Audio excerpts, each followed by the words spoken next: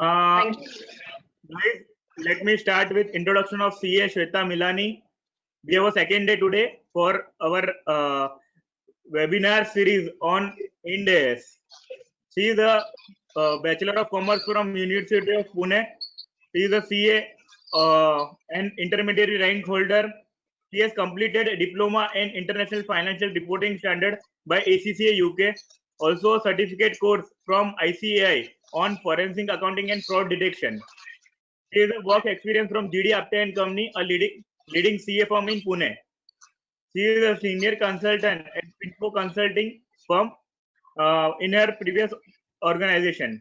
At present, she is partner in RCN Company, leading firm in the internal audit, valuation, and India's division. She has a very huge training experience as well, including very big branches like Pimpri Chinchoda branch. She has conducted India's training there also. She has a vast India's exposure in her experience of more than 4 years. With this brief introduction, would like to start the session for the today's agenda for next 2 hours. And guys, let me tell you, all are requested to join early because we are waiting for few participants and we have started little bit late today also. So kind request to join early from tomorrow. Shweta, now all yours.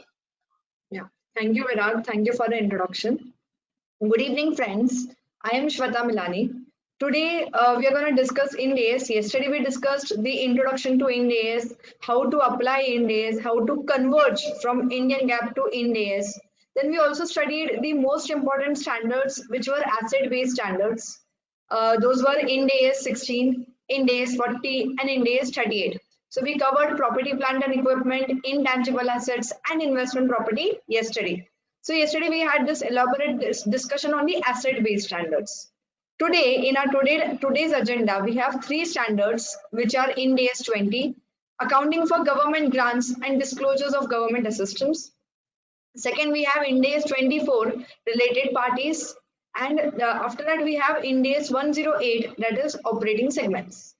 Now I'll tell you why these standards, why did I select these standards, a basic logic behind it, so that you stay attentive for all the three standards. Any company you, a majority of the companies or any company you have for transiting from Indian GAAP to Ind AS, majority of those companies have application of these standards. It might for sure, or 90% of the cases generally have government grants. Then related parties and operating segments are the mandatory standards which every company would have application into. So that is why these are the three standards which are important, and mainly it is applicable for majority of the companies. It is not like some unique standard that only if the transaction would be there in the company, only then you would need application knowledge of the standard. So that is why it is really important to understand the standards, understand the differences between your Indian GAAP and Ind AS for the standards. So in my past experience of 4 to 5 years, I have almost converted more than 25 to 30 companies, listed companies from Indian GAAP to Ind AS. I would say in around 20 companies, there was this implications of these three standards, and there were differences on account of these standards. So that is why let's cover all the three standards in detail. Wherever you have any kind of questions, please note it down at your end. At the end, we will discuss all of your questions and we'll try to resolve and give you a comfortable knowledge on those three standards. Beginning with Ind AS 20, accounting for government grants and disclosures of government assistance. Now you would say this was one of the standard in AS also.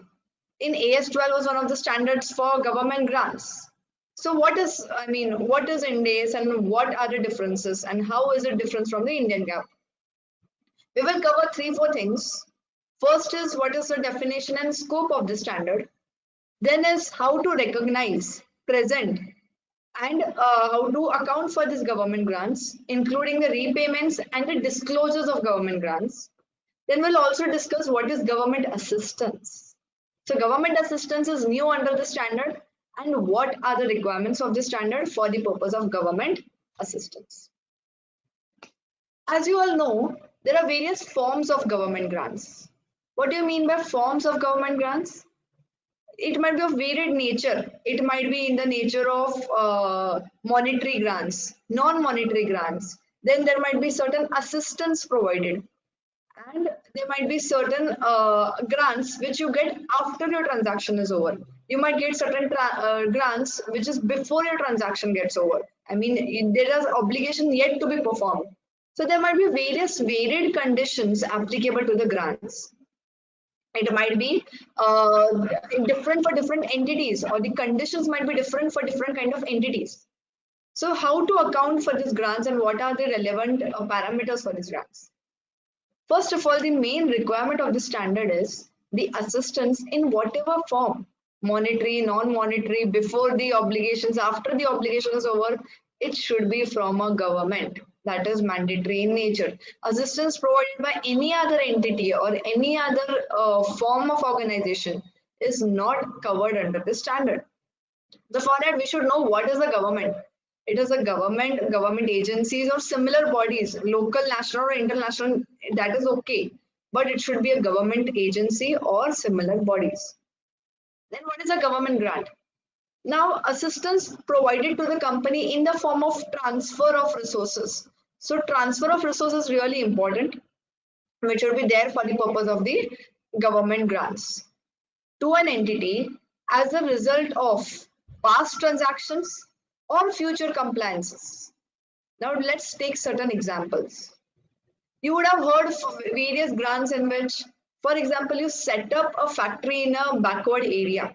You get certain proportion of the capital cost incurred for the construction of the factory as a repayment to that organization. So this is what, after you construct the factory, after it is ready to use, after it is into the operating condition, after that you get the grant. So you have already performed the obligation. It is a past obligation against which you get a sanction amount. This might be one type of the grant. Second type might be for future compliances. It might be, for example, if you employ these many employees in the organization in future and you maintain these employees for a period of 5 years, we have already provided you with an amount, but the condition for the grant is for all the 5 years, these employees should be employed by the organization. If any of the employees, or say 70% of the employees, leave the organization, whatever might be the percentage, then this grant becomes refundable. So this might be one of the condition in the grant. So this is the case of a future compliance. In this case, what is the condition over here is the employees should be continued for a period of 5 years, which is a future compliance. You have already received the amount of the grant, and accordingly, the obligation is yet to be performed by the entity. So it might be for past obligation or it might be for a future compliance. Now, one more concept is it might be, for example, for certain tax benefits that we are refunding you this much taxes. In any form, any assistance given by the government to the company will fall under the parameters of government grants. Now, let's understand one more thing. I'll give you practical examples and let's see how it is different.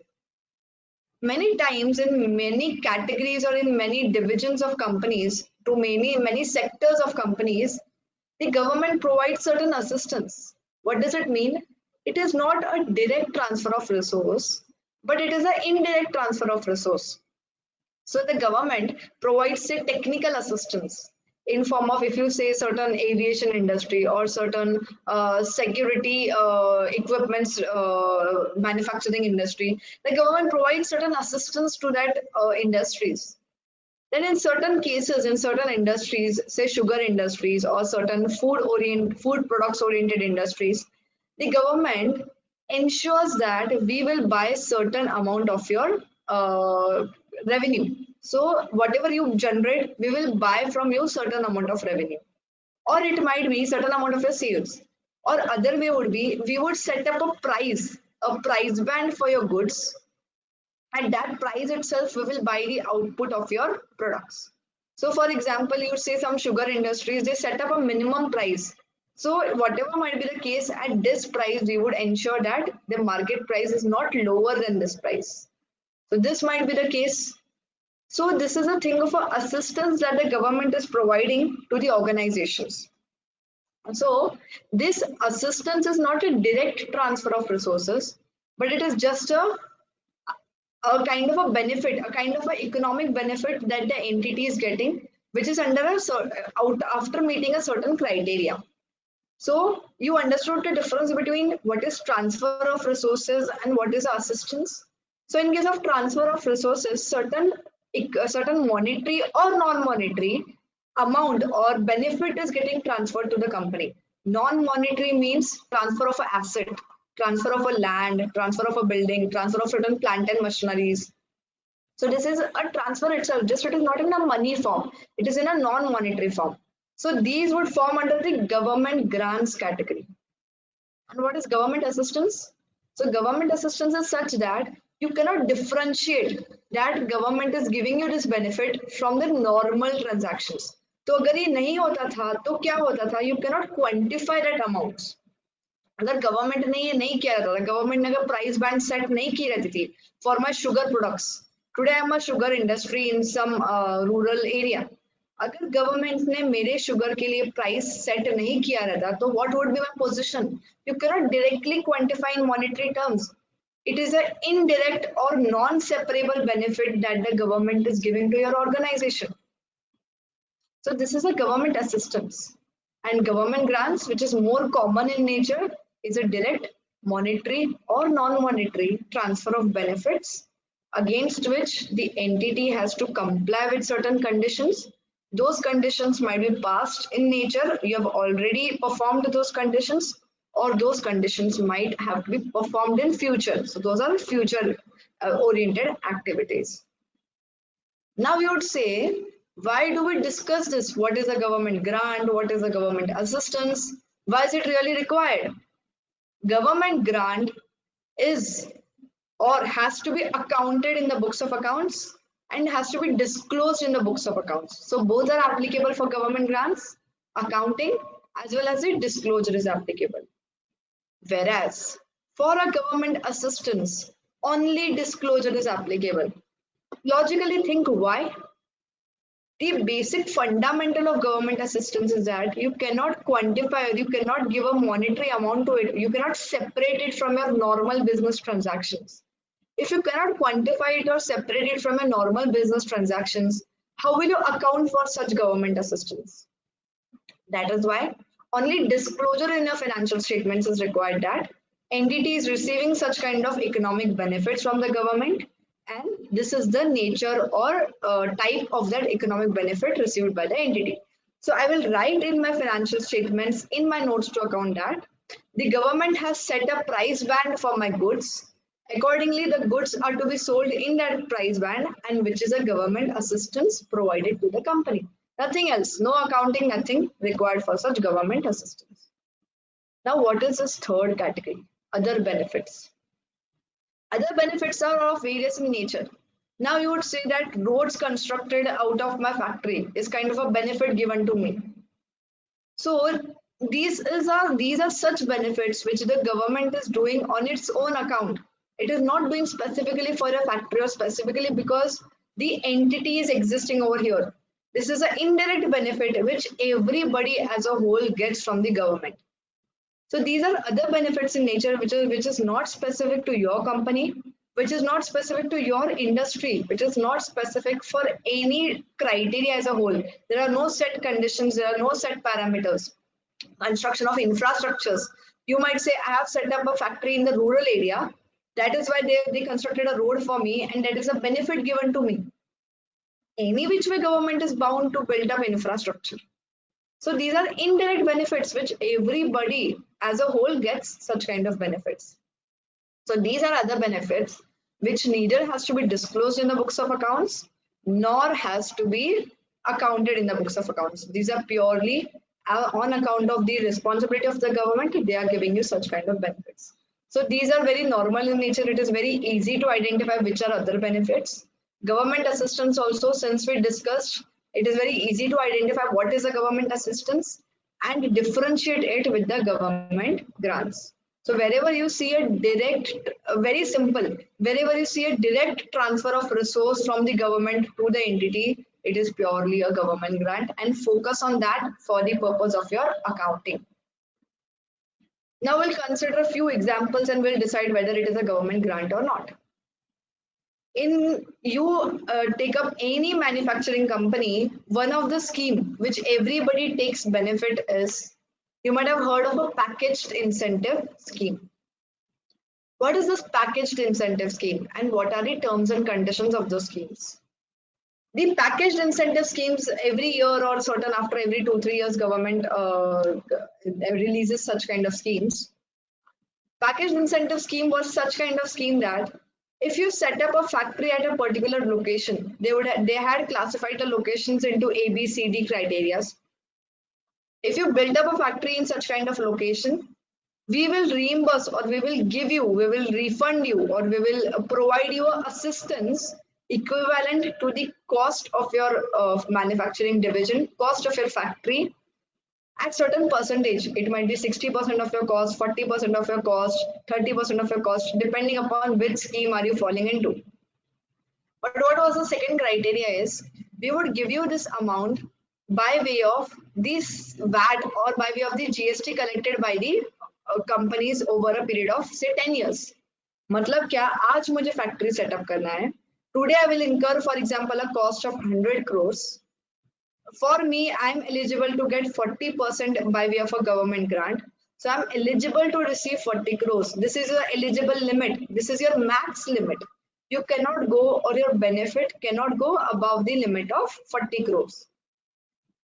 But how will I give you this amount? I won't give you at once. The government says, I won't give you this amount at once. I would give it to you over a period of 10 years by way of refund of your duties collected. So whatever duty you might have collected, I will refund it to you back. It might be, they might have covered stamp duty, electricity duty, any direct taxes like at the time VAT, now GST, whatever it will be. So understand the concept. There are two conditions over here. First is setting up a factory and second is selling over the period or producing or manufacturing over the period. Selling over the, अगर आप sell करोगे तो ही आप duties collect करोगे. अगर आप sell करोगे ही नहीं तो आप duties collect करोगे. You won't collect duties at all. So only if you sell, you will collect the duties. So in short, what is my second obligation? Performing and manufacturing the goods and selling them over the period. Then manufacturing is linked to what is then electricity. So whatever is the electricity duty, I will refund that electricity duty to you year on year. So apne first year mein if you collect a duty of 2 crores, I'll refund you 2 crores. In the second year, if you collect a duty of 5 crores, I'll refund you 5 crores. So what is the incentive over here is, you keep on manufacturing or you keep on continuing the business, only then I'll give you the amount. If at the period of 10 years, you weren't able to collect the 40 crore amount, then your amount is reduced. Your grant amount is reduced. अगर आप 36 crores की ही duty collect कर पाए, you will get only 36 crores for the period of your grant, and that is the only benefit given to the company. So this is one of a scheme. I'm just telling you certain schemes because the accounting, you keep on thinking how will such schemes be accounted for. This is one of the scheme, that is packaged incentive scheme. And many companies have taken the benefit of the scheme. You might also have various clients or you might be working in such companies who have taken the benefit of these schemes. You will understand ahead how to account for the schemes. Second example we will discuss is, you might have heard of sales tax deferral schemes. What are the sales tax deferral schemes? The grant says, or the government says that you collect the duties from your customers. Every year on year, you collect the duties from your customers. So on year 1, you collected 10 crores of duty. Year 2, you collected, say, additional 12 crores of duty. You don't pay me anything out of it in the year 1. You don't pay me anything out of it in the year 2. You pay directly to me at the end of year 10. तो आपको benefit किसका दिया है? जितना amount आपने collect किया, suppose over a period of 10 years you collected an amount of 50 crores, you will have to pay 50 crores to the government. तो इसमें benefit क्या है? Whatever you have collected in year 1 has to be paid at the 10th year. Whatever you have collected in the year 2 has to be paid at the end of 10th year. So you get this amount to be used in the business. You get it as a working capital benefit, or you get that amount to be used in your business. So you get a additional kind of a financing that the government is doing for your business. So this is the one type of grant. Third, simpler type of grant might be, for example, a cold chain subsidy. You set up these selected cold chain units into your organization, into your company. Once I'm satisfied with the criteria given for the cold chain units, I'll reimburse you this much percentage of your cost of the plant and machinery. A simple, not more, not many conditions attached. Another type, you import. Whenever you import, you pay customs duty. If you export these goods, I will refund this customs duty back to you, is what government says. How to account for these kind of grants, or how is it different from the accounting under the Indian GAAP? Another classic example would be, I'm not giving you a monetary benefit, I'm giving you a loan. So government says, I'm giving you a loan of say rupees 10 crores. I won't charge you any interest, or I would charge you a nominal interest on that loan. If you go to the bank for taking a loan, bank will charge you 11%, but I would charge you only 2% because this industry is an emerging industry. So government wants that industry to be grown or to be motivated. That is why the government gives the loan at say 2% interest rate. So what is the monetary benefit over here? You are getting the amount at a reduced interest rate. If you would have gone to the bank, the interest that would have been charged was 11%. And since the amount is getting received by the government, you're getting it at 2%. So this is another type of grant. You understand, even during this COVID norms, the government has given various types of grants in India, outside India, or wherever it might be. Till date, they have announced certain grants which are specific to individuals, not majority oriented for the companies. They have also given grants for the purpose of contributing the employees' contributions. So these are also certain benefits what the government is providing to the corporates. Now, one by one, we will understand how to account for these grants. I had discussed various examples to just give you a brainstorming of what are the various types of grants which are existing as of now and how to account for these grants. First of all, whenever you receive a government grant, it is very important to identify whether it is an asset related grant or an income related grant, the basics. When will you decide whether it is an asset or income related grant? If the grant is received to acquire an asset by way of purchase or construction or whatever, if it is directly linked to the acquisition of an asset, then it is an asset related grant. If it is not an asset related grant, automatically it is an income related grant. Why I'm focusing on this? There are only two types of classifications which is possible. Either it can be asset related grant or it can be an income related grant. There is no concept of capital reserve under this government grant standard. So previously, what concept did we have? That if the grant is in the nature of promoter's contribution, then you have to transfer the grant to a capital reserve and no accounting of asset related or income related grant is required. You directly credit the capital reserve to that extent. Every company, the example I discussed of the packaged incentive scheme. Packaged incentive scheme, do you remember? You get a grant for the purpose of setting up a factory or setting up a unit in a particular rural location. So what did everyone say? Since this is setting up of a business, it is in the nature of promoter's contribution, and this grant has to be recognized as a promoter's contribution and accordingly credited to the capital reserve. So what accounting entry they would have passed? Capital reserve account credit is to the extent of the amount of the grant received. Once the capital reserve is credited to that extent, nothing is changed hereinafter. The amount stays in the capital reserve forever. No changes made, nothing made to that capital reserve. And it stays in the balance sheet. This accounting or transferring the amount of grant to capital reserve is not allowed under Ind AS. You will have to classify the grant as an asset related grant or as an income related grant. No other option there. So if at all you see a company which is having capital reserve into the books of accounts, mark down. This is the first difference between the Ind AS 20 with comparing with Indian GAAP and Ind AS. So remember, you will have to do certain change in accounting for this amount appearing in the capital reserve, which is with reference to the grant. So understood the biggest and the first difference, and this kind of difference is generally applicable to every kind of companies. All right. So moving ahead, the definition of asset related or income related grant is similar to what was there under Indian GAAP. But the third category, that is capital reserve, is removed from the standard and you don't have that option. Okay.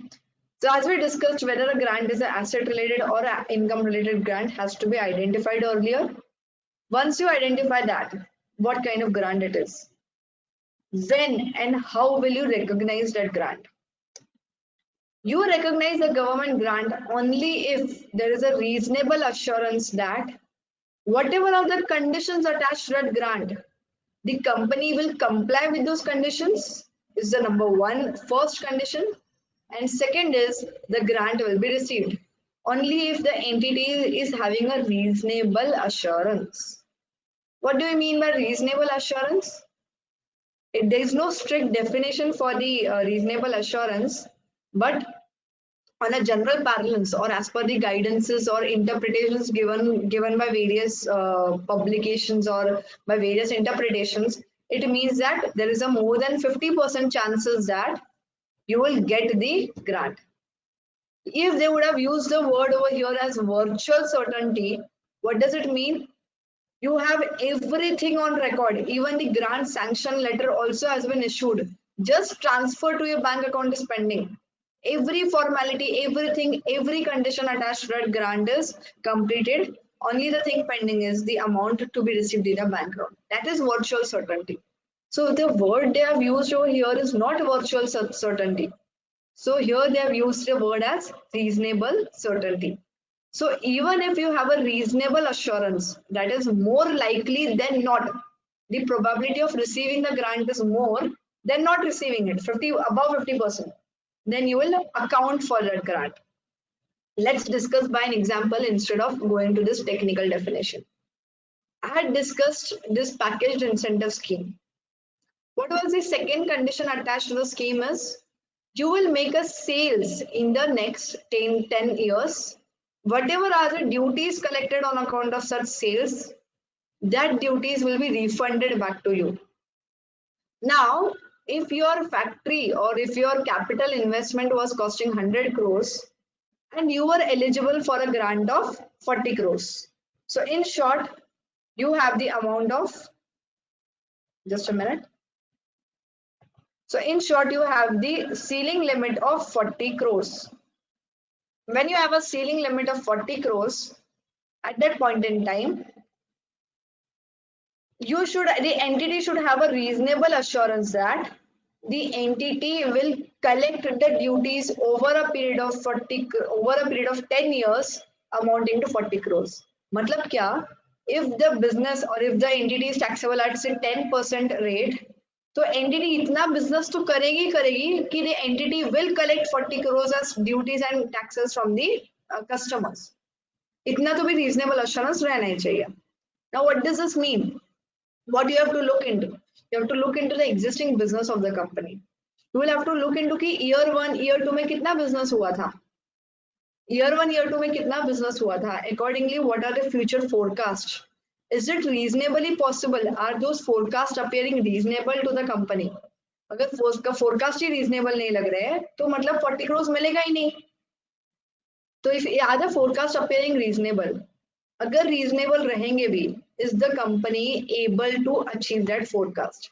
If the company is having that reasonable assurance, then once the amount of 40 crores is sanctioned by the government authority, even though it will be received in the period of 10 years, even though you will not receive that grant on day 1 or on year 1, you can recognize that grant in the books of accounts. How to recognize is a different question. First, let's decide the point in time. तो even though अगर आज मुझे पैसा नहीं भी मिल रहा है, मुझे पैसा 10 साल over a period of 10 years I'll receive that amount. still I will account for that government grant, or I will recognize for that government grant in the year 1. What can be the second probability? Company का business तो अच्छा लग रहा है, but company is more into exports. If company is more into exports and is targeting the export market, is targeting the international market, from where will the company receive duties and taxes? From where will the company receive VAT or GST or whatever is the duty applicable in that grant? If the company is not gonna, so sales karna is not the condition. You will have to make the sales and you will have to collect the duties. जितना आपने duty का amount collect किया उतना ही हम आपको refund करेंगे.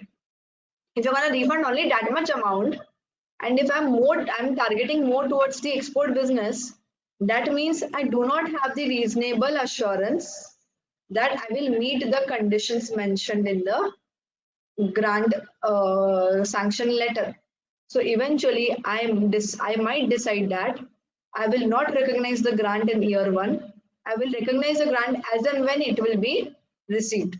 So जो साल में जितना sale होगा, so suppose year 1 the sale amount is say 100 crores and the taxes amount is say 5 crores at the rate 5%, then I'll recognize the grant to the extent of that 5 crores, and I'll not recognize the entire 40 crores in year 1.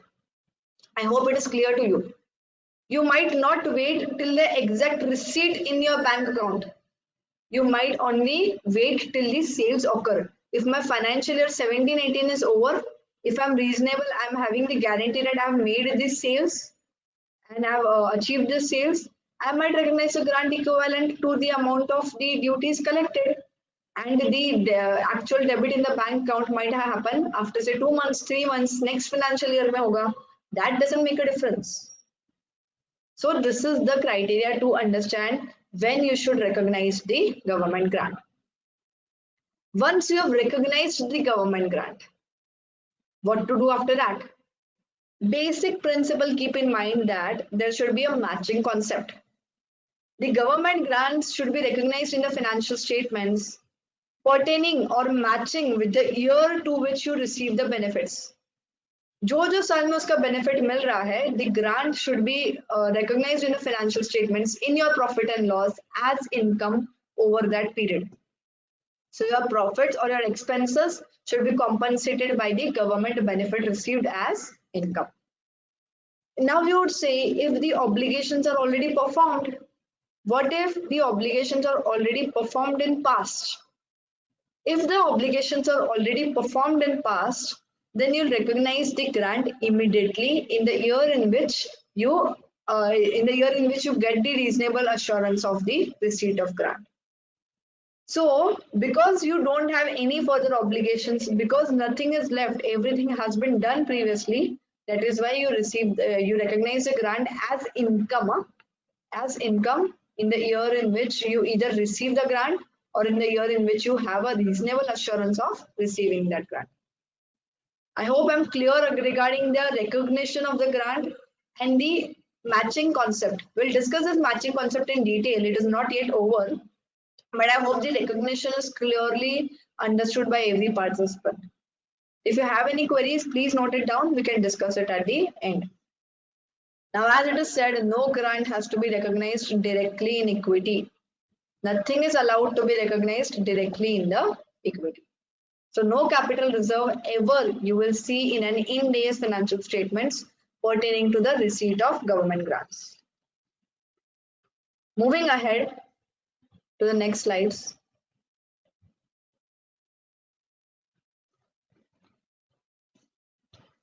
As we discussed, whether it is an asset related grant or a income related grant. Now, if you decide that the grant is an asset related grant, how to account for it? Which account should be debited? Which account should be credited? If you decide if it is an asset related grant, then you have two options. Either you can set up a deferred liability, deferred government grant liability, or a deferred income account. So your accounting entry will be bank account debit to the extent of the amount of grant. If you have received the grant, so your accounting entry will be bank account debit So first accounting entry will be bank account debit to deferred income. When will you do the bank account? Only when you have received the grant. If you haven't received the grant, then you will transfer it to receivables. Government grant receivable account. अगर आपने reasonable surety है इसीलिए आपने grant receive किया है, you will debit the amount to receivable account and then you will credit it to deferred income. What does deferred income means? कि मेरे को over a period ये income P&L में transfer करना है. Over the designed period or over the designated period, I will transfer this income to the profit and loss. So it is deferred income. It has to be deferred or it has to be transferred to P&L over the period of say 5 years, 10 years, whatever might be the period. How do you decide this period also we'll discuss, but on a certain period you're going to defer the income. So that is why you account for it in a deferred income account. Alright, this is option number 1. Second option is, अभी आपने decide तो कर लिया कि it is an asset related grant. Now since it is an asset related grant, अगर आपने incur किया है 100 crore rupees, if you would have incurred 100 crore rupees and government has sanctioned you a grant amount of say 40 crores. So eventually, what is the cost of your asset? What is the out of pocket cost for you? It is only 60 crores. So what is the second option available to you is account for the grant or account for the asset at the net amount. What will you do? You will deduct the amount of grant from the asset. So your first accounting entry, जब आपने asset purchase किया रहेगा या construct किया रहेगा, would have been say plant and machinery account debit to bank at the time at which you purchased the asset, say 100 crores. Now you received the amount of 40 crores as a grant. So whenever you receive the amount, what did you do is bank account debit to plant and machinery account. So you netted off the asset to the extent of the grant received. So this is called as net basis and this is called as gross basis. Whenever you account for the asset on net basis, you will not see any deferred income in your balance sheet. Nothing will appear in your balance sheet. And there won't be any liability or any deferred income in the liability side. What is the difference? In this gross basis, asset is appearing at 100 crores. Your deferred income is appearing at 40 crores. Net impact is 60 crores. That is okay. But your asset is appearing at 100 crores. What does that mean? Your depreciation will be transferred to P&L at 100 crores or with the reference to 100 crores. So if your depreciation is getting transferred in the P&L as cost with reference to 100 crores. So every year, say you will get depreciation of 10 crores, assuming a useful life of 10 years. And that will be the depreciation of your assets. So if this is the depreciation of our asset, every year the depreciation is of 10 crores. Now what will happen of this deferred income, of this 40 crores appearing in the deferred income? What will happen of this deferred income? Now this also you will amortize or you will transfer to P&L based on a rational basis. What is a rational basis over here? जो proportion में it is asset related grant. So the way in which depreciation is getting transferred to the P&L, in similar manner, I will transfer this deferred income to the P&L. So every year I will credit an amount of 4 crores in the P&L. So your debit is to debit for a depreciation was of 10 crores. Your credit for the income is of 4 crores. Net impact is of 6 crores. So यहाँ पर your net P&L impact is of 6 crores, but it is just appearing in a separate account heads. एक जगह पे income दिख रहा है 4 crore का, एक जगह पे depreciation दिख रहा है 10 crores का. Net impact is of 6 crores. Whereas when you are following the net basis, in that cases, you will have a reduced depreciation in the books of accounts, which will directly be appearing at 6 crores. So directly netted of depreciation ही आपके books में दिखेगा. Now you would say how to identify which approach should be followed or what is the drawback of each approach. There is no drawback as such, but I would say only one difference is in case of net basis, the readers of the financial statements do not understand your real investment in the capital or your real investment in your assets, since your asset value appears very at a reduced amount. and it doesn't give you what was the real investment in your asset, how much was what you incurred, and how much amount did you receive from the government. Whereas in this gross basis accounting, you understand what is your actual cost of the asset. Your actual cost of the asset gets reflected in the gross block. Accordingly, your depreciation gets reflected in the WDV, and accordingly you get a fair or rather more better picture in the gross basis. This is my view. Otherwise, there is no restriction. You have it as an option. Previously, when Ind AS 20 was issued earlier at its first instance, which was applicable to the phase 1 and phase 2 companies, only this basis was not allowed. They had only one option. So now you have both the options. You can do it at gross basis also, and you can do it at the net basis also. This amendment was recently issued, I would say in 2018, I guess. After 2018 amendment, here and after you have both the options available to you. You can decide either gross or net, whatever is feasible for your company. So this is about the gross and net accounting of the fixed assets. I hope it is clear to you. I will move ahead. This we have discussed about the gross and net basis accounting. We'll move ahead to the next grants, that is the non-monetary grants. What is a non-monetary grant? As I said, a non-monetary grant is either you receive certain kind of asset from the government. It might be a land, it might be a plant and machinery, it might be a building of whatever nature.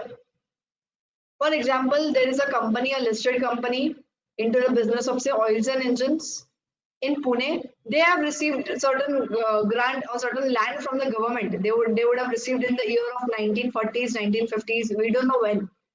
So at that point in time, industry was so stagnant that government was requiring players or government was requiring industrialists to come up and build up certain manufacturing divisions. So at that point in time, government gave them free of cost land. They told them set up a factory over here, build up environment for build up employment for these many people. But we will give you land free of cost, but set up a factory over here and give the employment to the nearby areas. It would help in various your industry or that area would develop automatically if an industry is present over there. So on such account, government gives certain free non-monetary benefits to the companies. What to do in that case? How to account for such non-monetary benefit? Since it is a non-monetary benefit, no out-of-pocket cost is there. The company has not given anything. I have received the land. I didn't pay a penny for that land. So what should I account or how should I account for this grant? In such cases, you account for that grant, you have two options. You either account it at fair value. So you either account it at fair value or you account it at a nominal value. So you have these two options. What does it mean fair value? There is a separate standard in Ind AS 113 of how to compute a fair value, but on a reasonable basis or to give you a brief idea, there are various three methods given: income method, asset method. There are 2-3 methods given: market approach, income approach. So you can use either of the approach and fair value that non-monetary asset received and account for that grant in the books of accounts. Or you have a second option, that is a nominal value. So whatever nominal cost you would, if you would have incurred certain basic costs like registration fees or whatever it might be, you can account the grant at that amount. Or if there is zero cost incurred, then you can account that grant at say rupee 1. But account for that grant in the books of account. Don't let it go unaccounted. Even that is okay. That the grant should appear in your books of accounts at a nominal value so that the users or the readers of the financial statements are aware that the company has received certain non-monetary asset. All right. I hope this is clear. This is simple. This is very simple to understand, but it was similar under AS 12 also. Wherever there are differences, I'm highlighting the differences in detail so that you get a grip over in AS 20 also. Now, one more thing. Previously, when Ind AS was issued, Ind AS 20 was previously issued for phase 1 and phase 2 companies. They had only one method of accounting the non-monetary assets, that was only at fair value. The Ind AS 20, which was the previous Ind AS before the amendment, didn't give the option of recording the grant at nominal value. After the amendment, which was made in 2018, they gave even the nominal value option is also allowed under Ind AS. This is in line with IFRS. Even in IFRS, you have fair value and nominal value method allowed. You have both the methods. Why did previously government deviate from IFRS? That is a question. And they brought it again in line with IFRS by giving both these options, by allowing both these options. All right. So moving ahead to the next slide. Once we have carried the accounting for these grants, how to disclose these grants? What all you have to disclose? You will have to disclose the accounting policy and the methods of presentation. So what is the accounting policy you have adopted? And what is your method of presentation? Have you followed net basis? Have you followed gross basis? Have you accounted for the non-monetary grants at a fair value or at a nominal value? So whatever are the methods of presentation has to be specified. You will also have to specify the nature and extent of the grant received. These both are same. जैसे Indian GAAP में था, ये दोनों disclosures थे Indian GAAP में भी. What was not there under Indian GAAP is the unfulfilled conditions and other contingencies attached to the government grants. Whatever are the unfulfilled conditions attached to that government grant has to be disclosed in your financial statements. So suppose if, as we discussed the packaged incentive scheme, the unfulfilled condition is to be the sales that the entity has to make in future, along with the duties or the amount of duties that the entity has to collect. So whatever is the unfulfilled condition has to be mentioned in the financial statements. Why these are to be mentioned? Logical. The readers should understand what is the extent of obligation left by the company. This is a kind of obligation which the entities still have to perform over the period of grant. I hope this is clear. This is very simple. These both were there under Indian GAAP. What is additional is the unfulfilled conditions and the contingencies attached to the government grants. Now the next, and it is very important, which is the government loans. Please understand this concept in detail. This will help you to understand financial instruments also, and this logic derived for this government loans is also through the financial instruments itself. As I discussed a previous example, that was the concessional loan received by the company. For example, a company named Praj Industries Limited, they had to do certain research in a particular area. If they had to do a research in that area, the company received a loan from the government. What did government say? I'm giving you a loan, but I'll give it at a concessional rate. Since you are into research and it is an important research for the industry as a whole, I will give you a loan at say 2% interest rate, 3% interest rate. In that cases, I am receiving a loan from the government, which is at a concessional rate. Previously under Indian GAAP, what I used to do for this kind of cases, no change in accounting. If I'm paying 2%, I used to debit my P&L with finance cost at 2% itself. And whenever the loan was repaid, I used to pass the repayment accounting for that loan.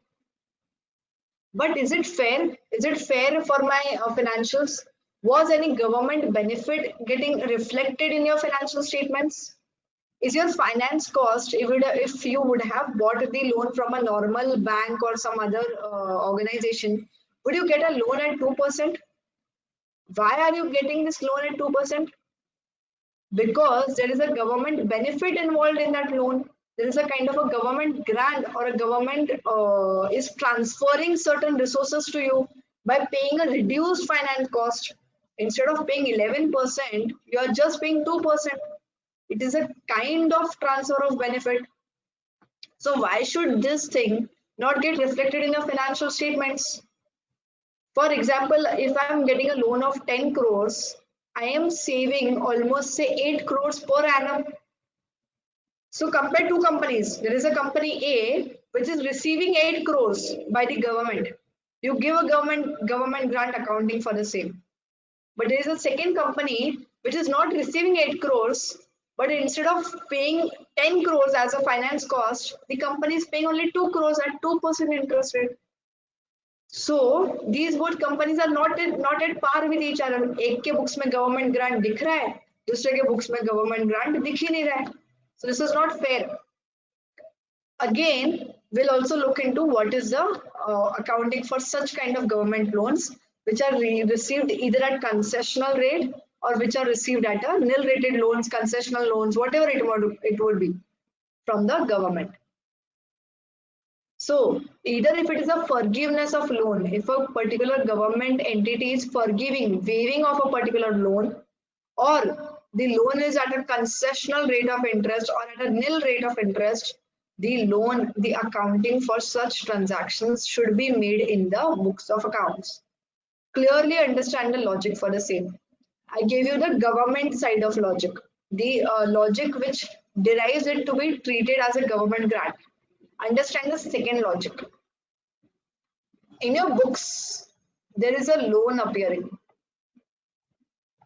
Okay? There is a loan appearing in your books of 10 crores. I hope you are able to see my slide. There is a loan appearing of 10 crores in the books.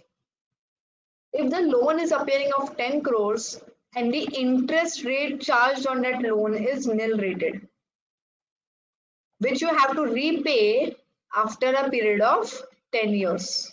So this loan you will have to repay after a period of 10 years. Now tell me, apply a basic fundamental of time value of money. If a particular amount has to be paid after 10 years without rate of interest, what would be its value today? Will the value after 10 years and today will be the same? If I have to pay 10 crores without rate of interest, there is no interest attached to this amount. So will the value of this 10 crores, which will be paid after 10 years at 10 crores, will the value be same today? It is as good as अगर आप FD में पैसा लगा रहे हो, अगर आप FD में पैसे लगा रहे हो at today and you are not receiving any interest over at FD and you will receive that amount back after 5 years, what are you losing? You are losing the finance cost or the finance component over this amount. Over this 10 crores, you are not receiving anything. तो आपके books में liability तो दिख रहा है 10 crores, but what is the fair value of this liability? What is the fair value of this liability?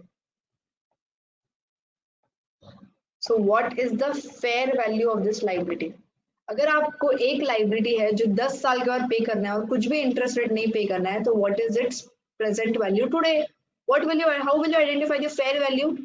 आज ये पैसे का क्या, what will be the value of this money today? So what will you do? You will discount this 10 crores, bring it to the current value and decide or determine or compute what is the value today. Say 7 crores. I will discuss in detail what rate of interest, what discount rate, everything I'll discuss in detail, but just understand the concept step by step so that you understand this concept properly and it will help you to build up the base for the financial instruments. So why do you discount it? Because after 10 years, the value of money will not be the same. क्या फर्क रहता था अगर यही bank loan रहता था? If I'm getting this as a bank loan amount of 10 crores, I am paying a rate of interest. I am paying the time value for that money. I am paying interest rate at the rate of 11%, 10%, whatever it is. So I'm paying that interest rate. That means over a period of 10 years, every year I'll pay the interest for that amount and then I'll repay the principal back. So for example, if the interest is 111 crore for, or say 0.5 crores for a period of 10 years.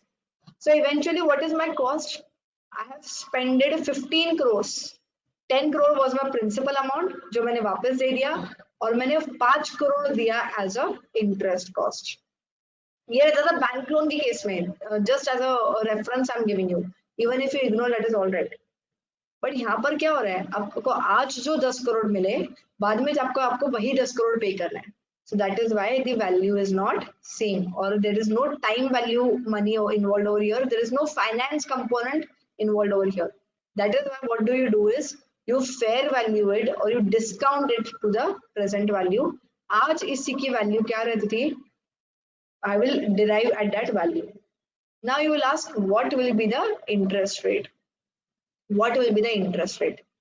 the interest rate would be, compare, अगर आपने यही पैसा बाहर से लिया रहता, if you would have borrowed this amount from a bank, from or any other organization, what would be the rate of interest charged to you? जो भी है, so in short it is your incremental borrowing rate.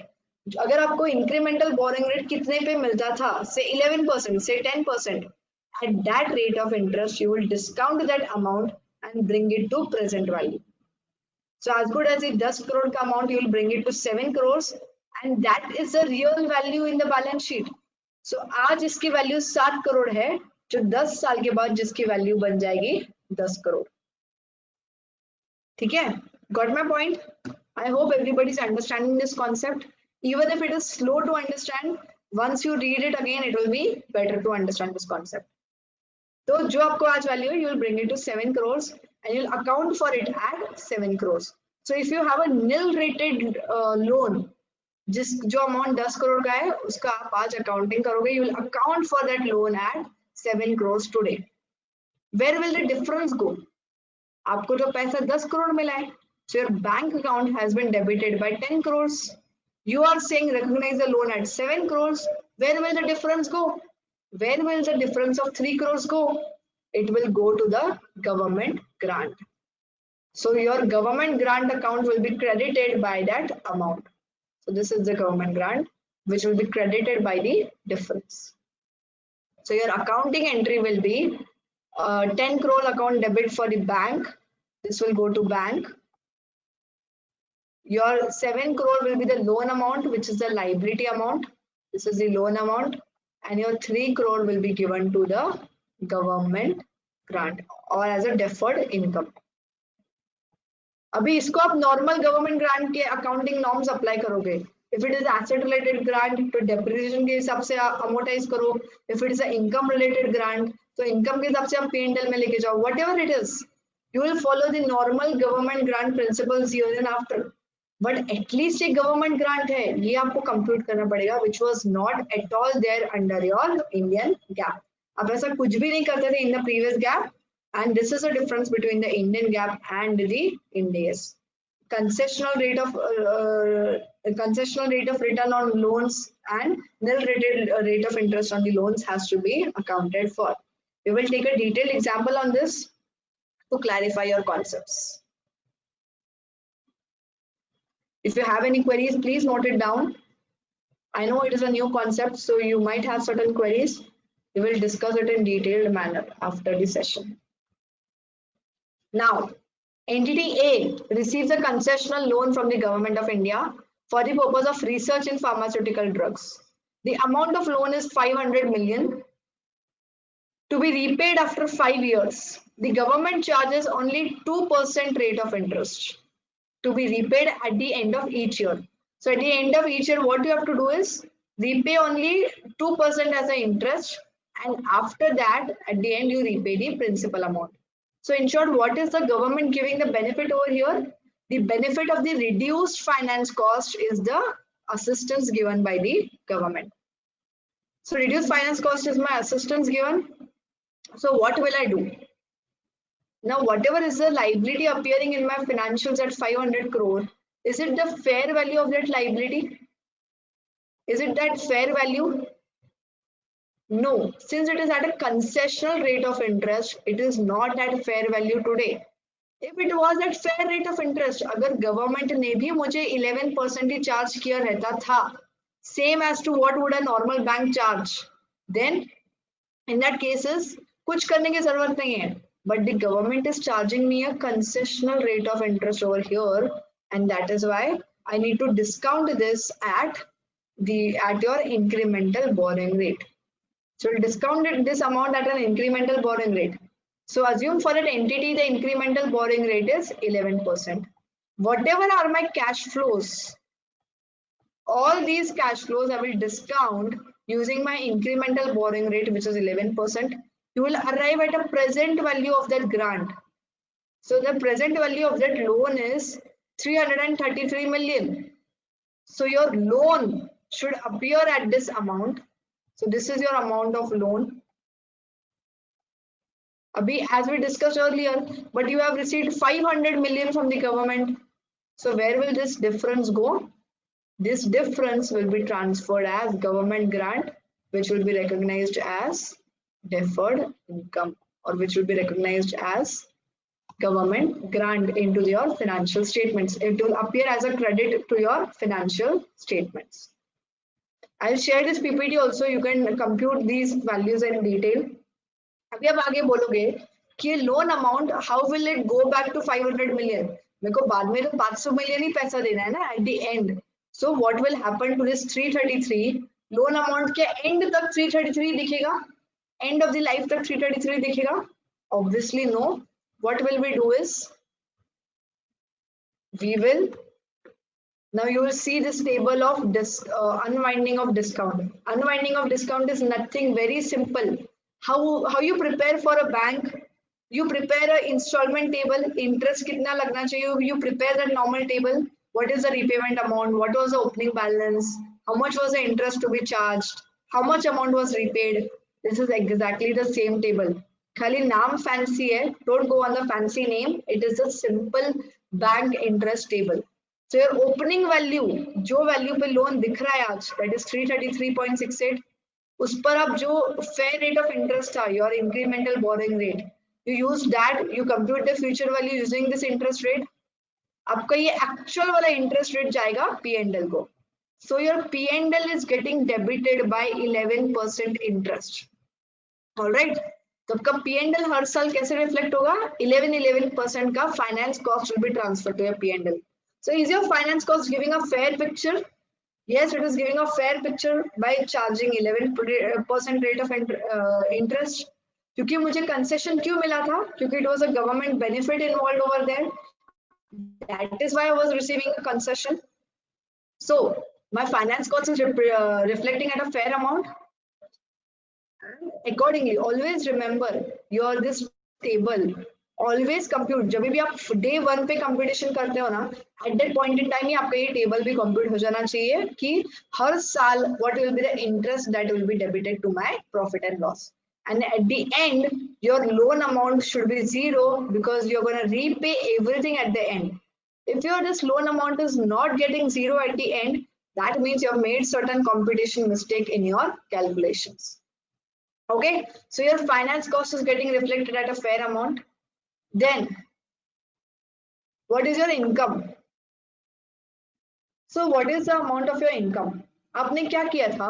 166 in the previous slide, if you remember, जो भी difference था that you had transferred to the government grant. So whatever was the difference between the amount of loan and the fair value of loan was transferred to the P&L account. Also was transferred to the government grant account. That is as a deferred income. अभी government grant में अगर गया है as a deferred income, how will it be transferred to P&L? आप एक systematic basis लोगे जिस basis पे you are receiving the benefit of that grant. It might be in proportion to this interest, it might be straight line basis, whatever it would be. तो इसका मतलब क्या है कि if it is a asset related grant, तो asset का जो depreciation है उसके प्रपोर्शन में रह सकता है. So that basis depends upon what is the condition attached to that grant. So for example, if it is an asset related grant and I apply a straight line method of depreciation. So since I'm applying, मेरा depreciation भी straight line पे जा रहा है, तो ये income भी मेरा straight line पर ही जाएगा. Government grant का जो income है वो भी P&L में straight line पर ही जाएगा. So every year I transferred to the credit of my profit and loss the amount of my government grant. So every year I credited and the total is जितना मेरा government का grant था वो straight line basis पे P&L में transfer हो गया. So your interest is appearing at 216, your income is appearing at 166. What is the difference? The difference amount is कि अगर आपको वो rate, the difference amount is the 2% rate of interest. अगर आपने 2% पर पे किया, you understand this last table. अगर आपने 2% पर रेट ऑफ इंटरेस्ट पे किया रहता था, तो एवरी ईयर आपका इंटरेस्ट क्या रहता था P&L पर? 10 10 10 10 10 10 व्हाटएवर इट इज. अभी आपका इंटरेस्ट कितना जा रहा है as per Ind AS 20? The interest is going 216. So this is a difference on account of the government grants. I hope it is clear. Please understand, at the end, there will not be any, it will be a P&L neutral adjustment at the end. End में कुछ भी फर्क नहीं पड़ेगा, but what will be the differences over the period?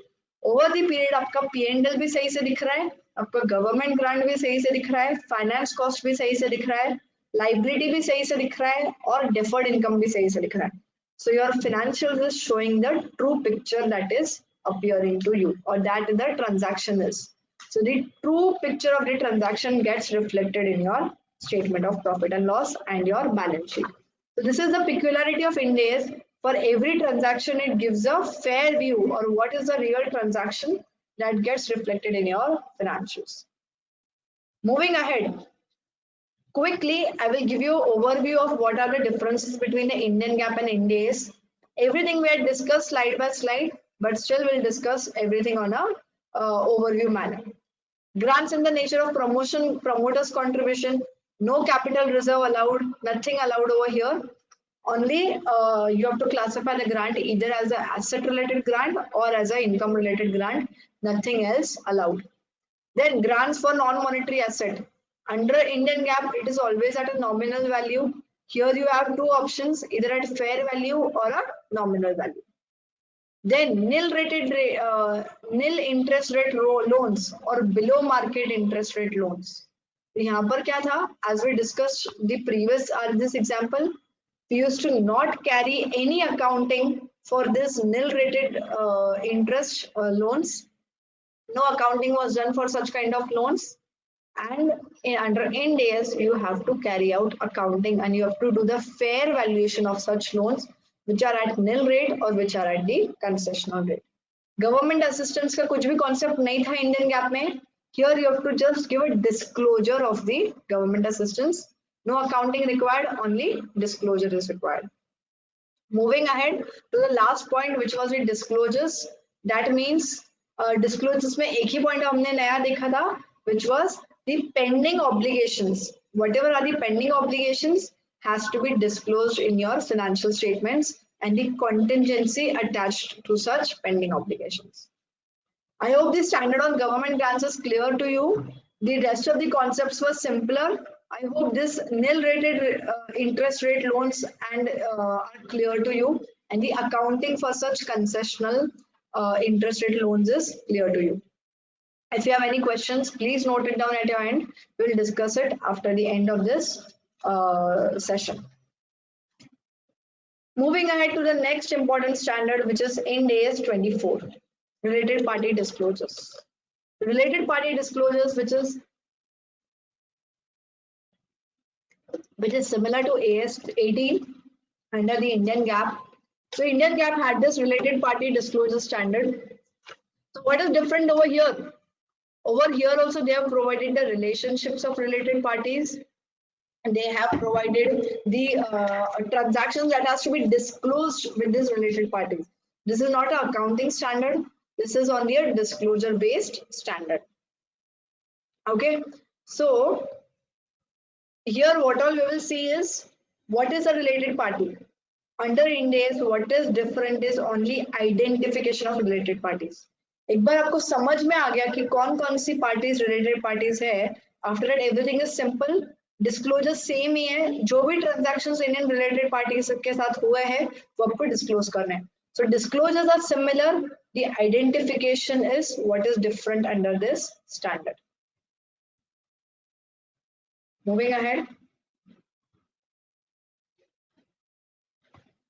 तो यहाँ पर क्या क्या कवर किए? Definition, relationships and transactions. ये दोनों में आपको देखना है. You have to see in the consolidated financials also, and you have to see in a separate financial statements also. For both this standard is applicable. No accounting is required. Identification of related parties. I am trying to make this identification as simple as possible, but please understand you don't have to memorize this related party relationships ever. So whenever you are in a practical application, you will always keep this relationships in front of you, and then you will identify whether it is a related party or not. So don't get confused. It is your first time when you are understanding these relationships. So always keep the relationships in front of you whenever you are identifying which all parties are related to the reporting entity. So reporting entity वो entity है जिसका आप इंडेस कर रहे हो, and you will identify which all parties are related to this reporting entity. Okay, so the related parties are divided into two main parts. It might be a person or it might be an entity. In person, there are 3 relationships, and in entity, they have defined 8 relationships, which are to be disclosed in the financial statements for the related party transactions. So, who all are covered in persons? A person or a close family member of a person is a related party of the reporting entity if the person is having a control or a joint control over the reporting entity. Is the first condition, or is the first instance. So, if the entity is controlling or joint controlling, how will you identify whether the entity is controlling or joint controlling?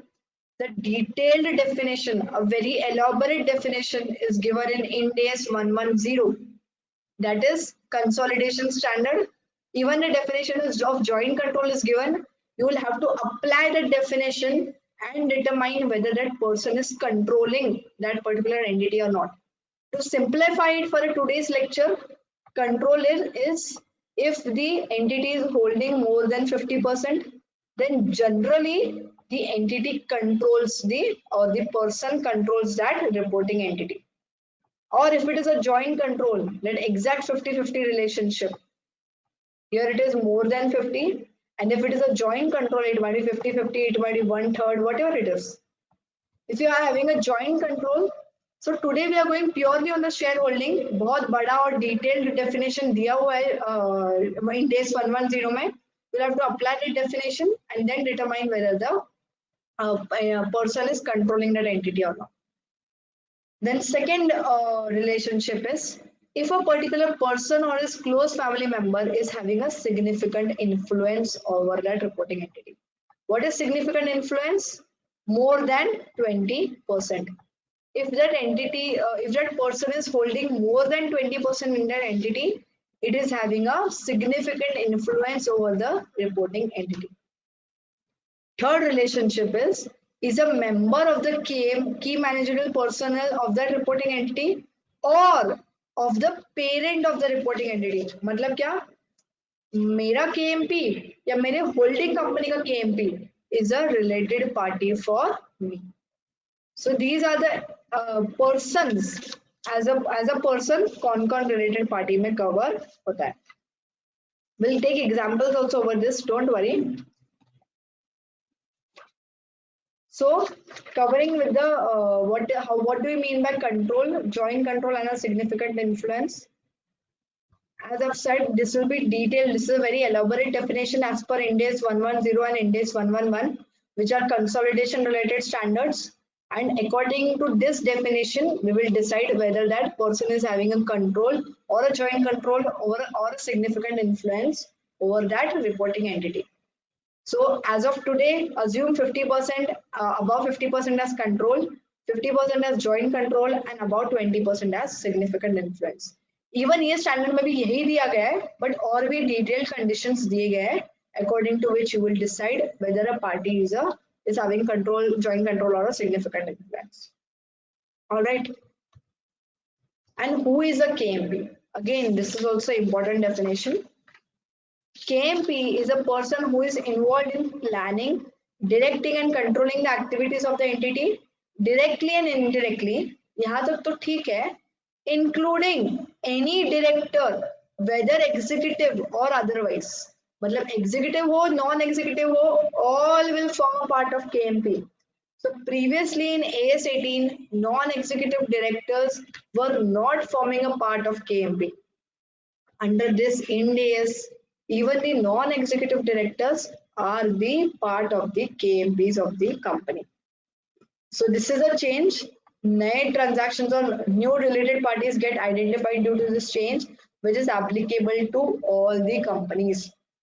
Sub companies में you will find the non-executive directors, which will be part of this transactions.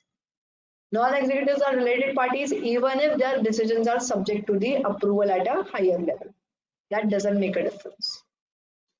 Who are the close family members? यहाँ पर they have not defined exact relationships, but they have given close family members are those individuals who might be influenced, expected to be influenced, or he might influence. मतलब क्या, मैं किसी को अगर influence कर रहा हूँ या वो person मुझसे influence हो रहा है, these two are expected to be the close family members. They have given inclusive definition. This might include domestic partner. Spouses के ऊपर तो influence expected ही है. It is a default relationship. On the children of the individual's domestic partner, and the dependence upon that individual or the individual's domestic partner. So in short, your partner, your children and dependents are given. They have not given exact relationships like mother, father, brother, sister. I say relationships nahi diye. They have given a criteria, a person who is influenced or expected to be influenced. Those are the close family members, and they have just given the inclusive definition. All right, which covers the spouses, the children and the dependents. So moving ahead, we'll take an example. Mr. X holds 70% in entity Q. What does it mean? That Mr. X is controlling. Mr. X is controlling entity Q. If Mr. X is controlling entity Q, for entity Q, Mr. X is a related party. Correct? Mrs. X, which is a spouse of Mr. X, will also be a related party, assuming it is a close family member. Spouses are, you cannot deny that they are the close family members. So for the purpose of entity Q, Mr. X and Mrs. X are the related parties. Next example. This is a bit higher level example. So there is an entity A. Mr. X is a KMP, a key managerial person in the entity A. Entity A holds 70% in entity Q, and which is मतलब क्या है कि entity A is subsidiary, entity Q is subsidiary of entity A, बराबर है, and Mr. A is KMP of entity Q. So identify the related parties over here. खाली जो भी persons है वो आप identify करो कौन कौन related parties है. A के लिए कौन कौन related party है? A के लिए सिर्फ मिस्टर एक्स रिलेटेड पार्टी है. इन दिस एग्जांपल स्पाउसेस का कुछ भी नहीं दिया है. इग्नोर दी स्पाउसेस और any other close family members. So for a, mister x is a related party. Why? Because they have set the key managerial personal of that reporting entity. For Q, who is the related party? For Q, उसका जो KMP है, that is mister A is a related party. And KMP of a holding company or parent company का भी KMP is a related party. तो यहाँ पर X भी related party. So understand, holding company के लिए subsidiary का KMP is not a related party, but subsidiary company के लिए parent company का related party is a parent company का KMP is a related party. Don't go by standard rules. Understand the logic. अगर entity Q को ही control entity A कर रहा है तो उसका KMP तो ये एंटिटी के लिए रिलेटेड पार्टी होना ही है. Eventually who is controlling entity Q? Eventually mister X is controlling entity Q. Correct? That is why for entity Q खुद का KMP भी रिलेटेड पार्टी है, पेरेंट कंपनी का भी KMP रिलेटेड पार्टी है. Got it? I hope it is clear.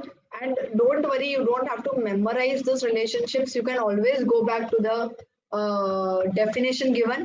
यहाँ पर जाओ, is a member of the KMP or of the parent of the reporting entity. Very simple. Always go back to the definition and understand. All right. Moving ahead. अभी हमने क्या देखा? We discussed only which persons are the related parties. अभी हमने देखा. Second हम लोग क्या देखेंगे कि which entities are the related parties. मतलब let's understand. The entity and the reporting entity are the member of the same group. Group में कौन कौन आता है? Which all relationships come in under a group? Holding company, subsidiary company and your joint venture form the part of the same group. So if you are a company X, आपकी holding company भी आपकी related party है, आपकी subsidiary company भी आपकी related party है, आपका joint venture भी आपका रिलेटेड पार्टी है. So all members of the same group are related party for to each other. If you are forming a part of the same group, वो group का member कोई भी हो, सबके लिए एक दूसरे जन रिलेटेड पार्टी बन जाएंगे. So if I'm saying X की सब्सिडरी कौन है? X की सब्सिडरी फॉर एग्जांपल A, वो भी उसकी रिलेटेड पार्टी होगी. X का जॉइंट वेंचर है फॉर एग्जांपल, X का जॉइंट वेंचर है P. सो X के लिए A भी रिलेटेड पार्टी है, P भी रिलेटेड पार्टी है, P के लिए भी ये दोनों रिलेटेड पार्टीज है, A के लिए भी ये दोनों रिलेटेड पार्टीज है. So everybody is related party of each other. Moving a bit ahead, suppose A की एक स्टेप डाउन सब्सिडरी है A1, then what? Still it is forming a part of the same group. Step down subsidiary is nothing but as good as subsidiary of the main parent company. So here also every member is related party of each other. P के लिए X भी related party है, A भी related party है, A1 भी related party है, even for this joint venture P. So if you identify a group comprises of a subsidiary and a joint venture. If it is a part of the same group, उसमें जो भी हो, holding company हो, subsidiary company हो, joint venture हो, step down subsidiary हो, everybody will be related party of each other. कोई भी रिपोर्टिंग एंटिटी आप पकड़ो, आपका सब members of the group, every member of the group will be the related party. Second, relationships. One entity is an associate entity or joint venture of the other entity or group. मतलब क्या? मेरा joint venture मेरे लिए related party है, मेरा associate मेरे लिए related party है, या मेरे group में से जिसी का भी वो associate हो या जिसका भी वो joint venture हो is related party for the reporting entity. I will take examples, don't worry over it. So X, मेरी associate is my related party. My joint venture is my related party. Then if this is a subsidiary A, subsidiary A has another joint venture J2. So even for me, if I am the reporting entity X, subsidiary's joint venture is also my related party. मेरे group में से किसी का भी associate हो या किसी का भी जॉइंट वेंचर हो is my related party. All right, I hope it is clear. So once you identify members of the groups, वो ग्रुप मेंबर्स के जो भी एसोसिएट या जॉइंट वेंचर्स हो is your related party also. Okay, both entities are joint ventures of the same third party. मतलब क्या? I am entity A, मेरा एक जॉइंट वेंचर है J1, ठीक है, मेरा दूसरा जॉइंट वेंचर है J2, ये दोनों भी एक दूसरे के रिलेटेड पार्टी है. तो मेरे लिए if I am the reporting entity ए, मेरे लिए तो J1 रिलेटेड पार्टी है because it is my joint venture, मेरे लिए J2 भी रिलेटेड पार्टी है because it is my joint venture. For me even J1 और J2 भी आपस में रिलेटेड पार्टीज है. Alright, I hope it is clear. There are further examples ahead also. One entity is a joint venture of a third entity and other entity is an associate of a third entity. So again same, I am entity X, मेरी एक associate है entity A, मेरी एक associate है entity, मेरी एक joint venture है J, ये दोनों भी एक दूसरे के रिलेटेड पार्टीज है. टेल मी वन थिंग, ये associate never falls a member of the same group. So associate will never form a member of the same group. Fifth condition, the entity is a post employment benefit plan. The entity is a post employment benefit plan for the benefit of the employees of either the reporting entity or an entity covered related to the reporting entity. If the reporting entity is itself such plan, the sponsoring employees are also related entity of the reporting entity. For the time being, ignore these relationships. Whenever we'll cover or whenever you will read the employee benefit standards, you will understand this related party. For the time being, agar kuch they would have built up certain trust or certain for the benefit of the employees, that trust is also a related party. So for the time being, itna hi samjho, don't go into the detail of this definition. Any trust or any organization formed for the benefit of the employees, which is giving a defined benefit plan, even that is also a related party of a reporting entity. यहाँ तक let's take certain examples. Then we will cover this 1, 2, and 3, the balance relationships. So at least you will understand how this is working. So direct control. For entity P, there is a subsidiary, associate, and joint venture. This is a direct control. This is a significant influence. This is a joint control. For every party, for entity P, S is a related party, A is a related party, and J is a related party because it is a subsidiary, associate, and joint venture. They are under the common control of entity P. And for every S के लिए भी P, A और J related party है. ए के लिए भी J P और S related party है. ए के लिए जॉइंट वेंचर है, ए के लिए पी होल्डिंग कंपनी है और उसका सारा group is a related party. So everybody is related party of each other in this transaction. Next slide. A bit difficult, understand slowly. P has a subsidiary S. P has a step down subsidiary S1. तो S1 उसकी step down subsidiary है. P के लिए A1 एक associate है और P के लिए A2 दूसरा associate है. ठीक है. For P, who all are related parties? For P, who all are related parties? S related party है because it is part of the same group. S1 related party है because it is part of the same group. A1 related party है because it is the associate or A2B related party. So for P, everyone is a related party. Now, for S, P is a related party because it is part of the same group. It is a holding company.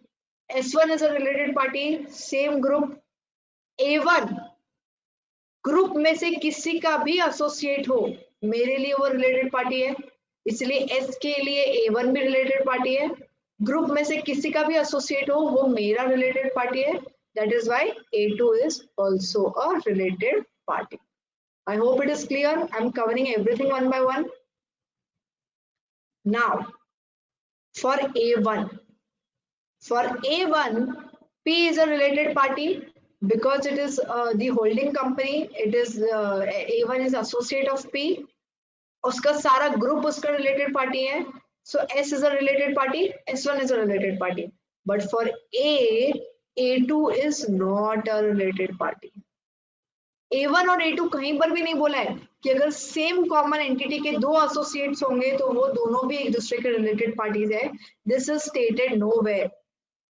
Joint ventures के लिए से बोला है if there is a common entity, उसके ही दो joint ventures हो, then वो दोनों भी एक दूसरे के रिलेटेड पार्टी है. This is said.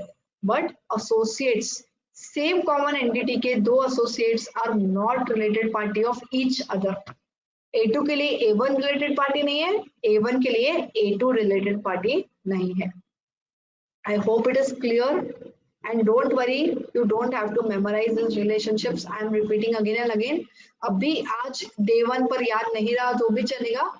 Whenever you do it over a period, you will understand what it is and you will memorize these kind of definitions. This post-employment benefits plans you will understand only if the employee benefit standard is covered. We'll discuss it later on. We will go on to the another example. Entity P has 60% over entity Q. मतलब क्या इसका control है over entity Q? Entity P covers 70% over entity R. That means it controls entity R. P, Q और R उसके subsidiary है. It holds 50% in entity S. मतलब क्या इसका ये joint control है. So what does it mean? P के लिए Q is a related party because it is part of the same group. R is a related party and S is a related party. Okay. Now, for entity Q, P is a related party because it is a holding company and part of the same group. R is a related party because it is the part of the same group, and S is a related party because group में से किसी का भी joint venture हो या किसी का भी associate हो, it is a related party. Similar is for R. R के लिए भी तीनों related parties है. S के लिए R उसका joint venture है और उसका पूरा group P और Q भी related party है. So here everyone is related party of each other. Moving on to the next slide. Entity A has joint control over entity B and significant influence over entity C. Simple, we have covered it earlier. A के लिए B related party है because it has joint control. C related party है because it has significant influence. Even for B, AB related party है और C भी related party है. C क्यों related party है? मेरे ग्रुप में से किसी का भी एसोसिएट हो, it is a related party for me. Okay. Even for C, everyone is related party. A and B are also related parties for entity C. Next, we will cover after we cover these last three relationships. ये तीन अपने बाकी थे, ठीक है. Now we'll read these three also. The entity is controlled or jointly controlled by person identified in one. Person identified in one मतलब क्या? जो भी persons यहाँ पर identify हुए थे आपके, जो भी persons यहाँ पर, this is one. So यहाँ पर भी मैंने लिखा हुआ है, one is the persons, two is the entity. So जो भी persons आपका इधर identify हुए हैं as per the category 1, वो person कहीं और control या joint control कर रहे रहेंगे. So that is a related party for the reporting entity. ठीक है. Second, last relationships. Person identified in one subsection 1. That means या वो entity पर control कर रहा है या joint control कर रहा है. So we'll go back. जो भी persons इधर identify हुए in one sub part 1, that is either control or joint control over the reporting entity. Whichever persons are identified over here, वो कहीं और, उनका कहीं और significant influence रहेगा या वो कहीं और KMP रहेगा as a part of that entity or the parent entity. It is a related party for the reporting entity. It might be difficult to read right now, I agree. With examples, it might be simpler. We will understand. Then again, the entity or any member of the group which is a part of the key managerial personnel services to the reporting entity who provides the KMP services. These days, it is very common providing CFO services, providing KMP services. वो जो भी entity है जो CFO services provide करती है या KMP services provide करती है मुझे या मेरे parent entity को, it is related party for me. For example, CFO Next, अगर CFO Next ऐसे KMP service provide कर रही है मुझे, it is a related party for me. या मेरे parent entity को, if it is a providing a KMP service, it is a related party. Let's cover the other examples. I will explain a quick logic for this also. अपन आगे के examples cover करते हैं. To understand it in a very simpler manner, I'll just give you a quick thing to understand it. हमने first part में कौन कौन से identify किए individuals, इधर कहीं पर control है या joint control है. Second was कहीं पर significant influence है क्या. Third category was कहीं पर वो KMP है क्या. Now control या joint control is a big affair. इसको आप नाम ये क्या अंडरस्टैंडिंग के लिए क्या करो, कहीं पर भी आपका कंट्रोल है या जॉइंट कंट्रोल है, it is a very big affair. Okay.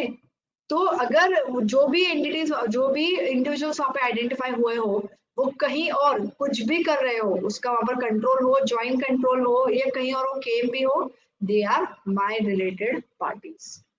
Okay. So let's go example by example. Mr. A, examples के बाद वो और क्लैरिफाई होगा. Mr. A owns 70% of entity X. मतलब क्या, ये पार्ट 1 में आइडेंटिफाई हुआ है as a related party and 30% of entity Y. तो X के लिए कौन कौन रिलेटेड पार्टी है? X के लिए mister A is a related party as per part 1. Part 1 के हिसाब से वो रिलेटेड पार्टी है. एक बार कोई भी पर्सन पार्ट 1 में रिलेटेड पार्टी करके आइडेंटिफाई हो जाए, वो कहीं और कंट्रोल करता रहे या ज्वाइंट कंट्रोल करता रहे या सिग्निफिकेंट इन्फ्लुएंस रहे या केएमपी रहे, वो सारे एंटिटीज मेरे लिए रिलेटेड पार्टी है. तो मिस्टर ए कहीं और सिग्निफिकेंट इन्फ्लुएंस है उसका, इसीलिए for me even entity Y is a related party. तो मेरे लिए ए भी रिलेटेड पार्टी है, वाई भी रिलेटेड पार्टी है for me. So whichever persons are identified in part 1, if they are having anywhere else, if they are having a control or joint control, then for me they are also the related party. That entity is also the related party for me. ठीक है? Next example. Mr. A is holding 100% in entity X and is KMP in entity Y. Part by part जाओ. Mr. A is holding 100% in entity X. मतलब ये क्या है? 1-1. First part का सब part 1 के हिसाब से वो रिलेटेड पार्टी है और दूसरे जगह पर वो KMP है. मतलब क्या, ये सब पार्ट 3 के हिसाब से रिलेटेड पार्टी है. ठीक है, अभी अपन देखते हैं कि कौन कौन किस किस का रिलेटेड पार्टी है. For X A is a related party because A is the controlling entity. जो भी पर्सन्स 1-1 में आइडेंटिफाई हुए हो वो कहीं और KMP हो, that is also my related party. So मेरे लिए एंटिटी Y भी रिलेटेड पार्टी है. करेक्ट. और ये एंटिटी X के लिए मिस्टर A और entity Y, these two are the related parties. Now we will see for entity Y. Entity Y के लिए कौन कौन रिलेटेड पार्टी है? एंटिटी Y के लिए I'll just erase this parts. Entity Y के लिए उसका KMP mister A related party है और वो जहां जहां कंट्रोल कर रहा है एंटिटी X वो भी रिलेटेड पार्टी है और entity Z because it is it's subsidiary ये भी रिलेटेड पार्टी है. Correct. I hope it is clear for everyone, and whenever you understand, you will understand this relationships part by part and it will be more clear. Moving ahead to the last example for this thing, for Mr. L is controlling entity M. Mrs. L is having a significant influence over entity N. किसके लिए कौन कौन related party है? M के लिए L related party है because वो उसको कंट्रोल कर रहा है. उसकी स्पाउस रिलेटेड पार्टी है because it is a close family member. ठीक है, close family member person identified in part 1 उसका कहीं और सिग्निफिकेंट इन्फ्लुएंस रहेगा तो वो भी रिलेटेड पार्टी है. So for M, L is a related party, Mrs. L is a related party and entity N is a related party. ठीक है. For entity N, Mrs. L is a related party. Correct. क्योंकि वो उसके it is having a significant influence. उसका spouse is a related party and entity M is also a related party because the persons identified in part 1 are having control over entity M. जहां जहां उनका control हो, जो भी 1 में identify हुए हो उनका कहीं और कंट्रोल हो या जॉइंट कंट्रोल हो, सब जगह पे वो रिलेटेड पार्टी है. I hope it is clear. If you have any queries, you can ask me at the end. So whichever are not covered in the previous definitions, such as सिर्फ director common हो company में तो it is not a related party. Major customer, major supplier, major agents are not related parties. और with whomever you are dealing in a normal course of business, these are not related parties. एक बार आपने identify कर लिया कि कौन कौन related party है, then you have to disclose all the transactions, purchase, sales, any kind of transactions with that related parties have to be disclosed in your financial statements. अभी एक और एक क्वेश्चन आएगा कि ये जो सारे रिलेशनशिप्स है ये आप हर एक का डिस्क्लोज करोगे, आप रिलेशनशिप्स भी सब डिस्क्लोज करोगे. Only in case of a parent and subsidiary transactions or parent and subsidiary relationships have to be disclosed even if there are no transactions between that parent and subsidiary. अगर उन दोनों के बीच में कोई भी ट्रांजैक्शन नहीं भी हुए हो तो भी आपको वो डिस्क्लोज करना है कि इसका पेरेंट एंटिटी कौन है, अल्टीमेट पेरेंट एंटिटी कौन है, वो सब कुछ डिस्क्लोज करना है. बाकी के सारे ट्रांजैक्शंस के लिए you will disclose only if there are transactions between that related parties. अगर मेरा मिस्टर ए के साथ कोई ट्रांजैक्शन है ही नहीं तो I won't even disclose the relationship as well as the transactions. Nothing I will disclose between those persons. So it is more simpler. आपको सब relationships disclose नहीं करने हैं. Only those relationships against which we have transactions, only that has to be disclosed. Once you identify that these are the related parties, against that related parties, all the transactions have to be disclosed. Moving ahead. Under Ind AS 24, KMP related party बन गए. KMP एक बार related party बन गए तो जो भी remuneration आप उनको दे रहे हो have to be disclosed in different categories. वो शॉर्ट टर्म है, लॉन्ग टर्म है, शेयर बेस्ड पेमेंट है, उसका सब कैटेगरी में बना के you will have to disclose that as a related party. ठीक है, you don't have to just give one single amount. एक सिंगल अमाउंट देके कुछ भी नहीं होगा. You will have to disclose हर एक पार्ट बाय पार्ट में क्या क्या अमाउंट दिया हुआ है and that you will have to disclose under the related party transactions. ठीक है, this is the difference between an Indian GAAP under and Ind AS. Under Ind AS you don't, under Indian GAAP you used to not give this bifurcation. Under Ind AS you will have to give this bifurcation and you will have to cover ESOP also under the Ind AS. We will require further next 15 minutes additional after 7 also. So I hope you stay tuned. There is the segment reporting is very small standard. It will be covered in next 15 minutes. So we'll extend this session by further 15 minutes up to 7:10, 7:15. We will extend the session. So the differences between Indian GAAP and Ind AS we have covered. Ind AS में non-executive directors भी forms a part of the related party relationships. Post employment benefit plans भी आते हैं. KMP compensation you will have to divide into the parts.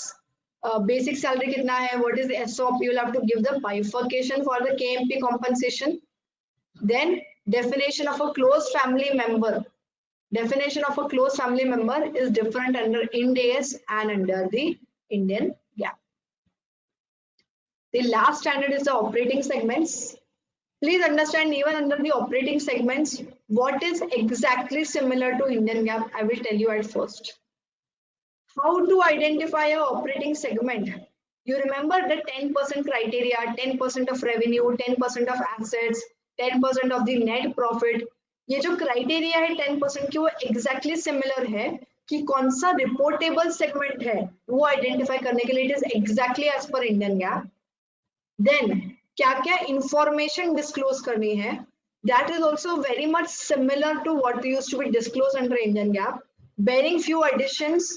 Except those additions वो भी exactly similar है Indian GAAP के. तो different क्या है? How to identify a operating segment, that is different under Ind AS and Indian GAAP. We'll discuss.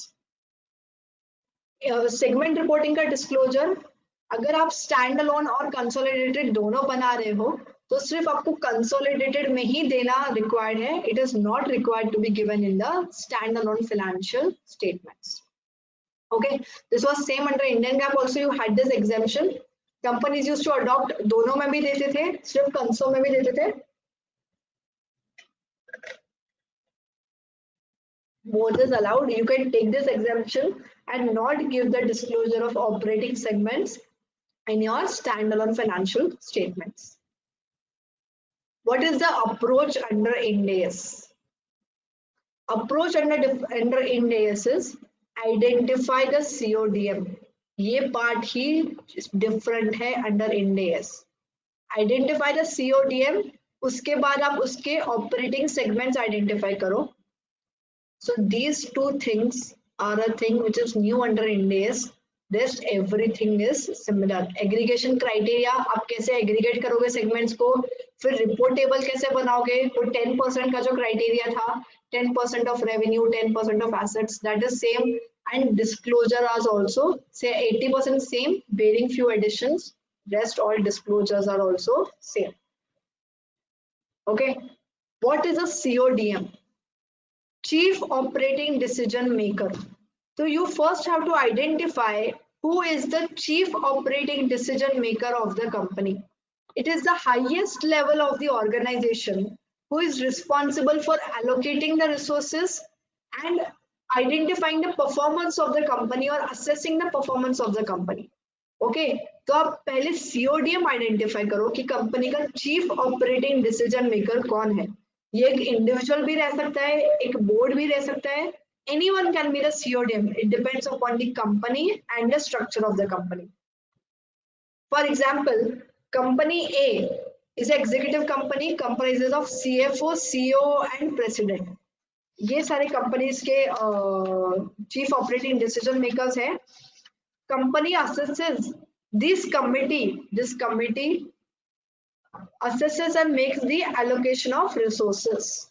Each member has a single vote. सबके पास single vote है. What is the who is the CODM? This entire committee is the CODM. ठीक है? This entire committee is the CODM. So it can be a board or it can be any person. What next? This is the board. Then, if it is said that, it is also mentioned that the president can override the decisions made by the votes given by the other two personnel. Then who is the CODM? In that case, the president is the CODM because it has the overriding powers. Okay. Next example. It is mentioned that a supervisory board reviews the operations of the committee. मतलब एक सिर्फ supervisory board रखा है जो ये committee के operations periodic basis पर review करते हैं. अगर ये periodic basis पर review करते हैं तो reviewing thing is not resources allocate कौन करता है, performance कौन देखता है. Reviewing is not the task. Reviewing क्यों है? ये सिर्फ monitor करने के लिए कि सब कुछ सही चल रहा है कि नहीं चल रहा है. Still this committee will be the CODM. Okay, so reviewing is not a part. ऐसे हर एक company में there will be audit committee, there will be some kind of reviewing authority, but reviewing authority is not to be considered for the purpose of determination of CODM. Ultimate decision maker is the CODM of the company.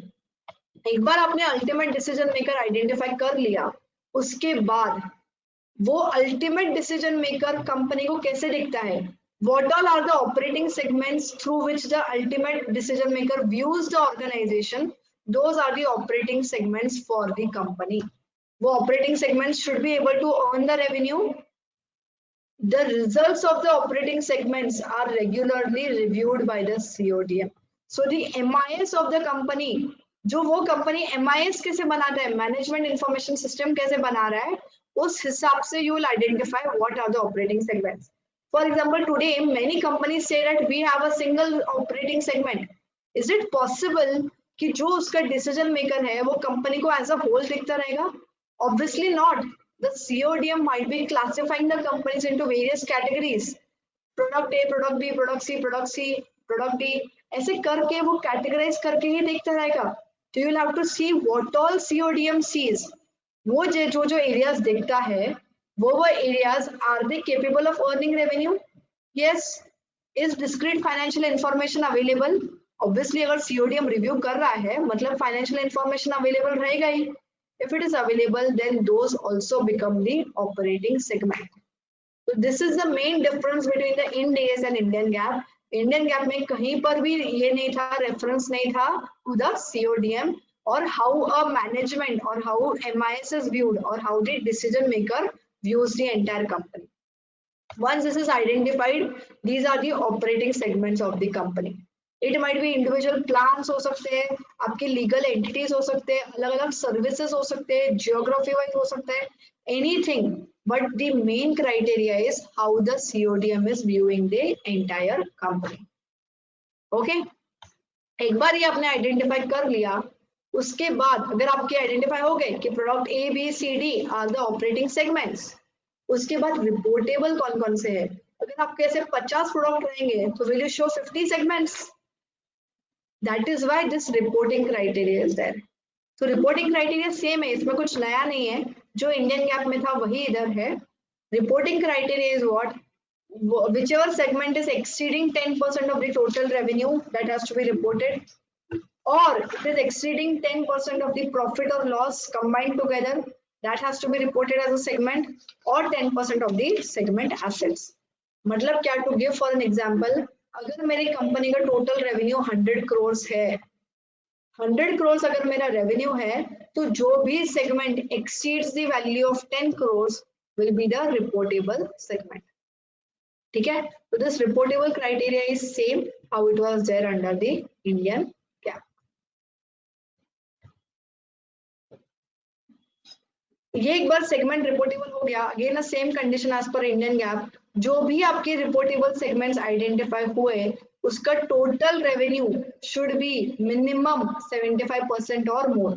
अगर वो 75% का criteria meet नहीं कर रहा है तो आप और भी रिपोर्टेबल सेगमेंट्स आइडेंटिफाई करते हो। Okay, after that what you have to disclose for this segment information. अब डिस्क्लोजर में क्या कर देते हो, so main what was different is identification of the CODM. After the identification of CODM, only the segment information disclosure part is left. So under disclosure, what do you give is, how did you identify the segments? What are the products and services of each particular segment? What are the revenues, profits, assets and liabilities of that segment? If the segment revenue is different than the revenue reported under the P&L, you give the reconciliation. Generally कभी होता नहीं है, जो segment में revenue है वही P&L में revenue रहता है, but just in case if it is different under segment, you give reconciliation between the P&L revenue and the segment revenue, and you also give other material disclosures. I have also given a disclosure of a L&T, the listed company ने कैसे कैसे disclose किया है, तो ये सारे parameters ऐसे देखने से, so it is better we view how the listed companies disclose the segment information. So I have given an annual report of L&T. So यहाँ पर आपको ज़्यादा डिटेल में समझ में आएगा कि कैसे segment information disclose करते हैं.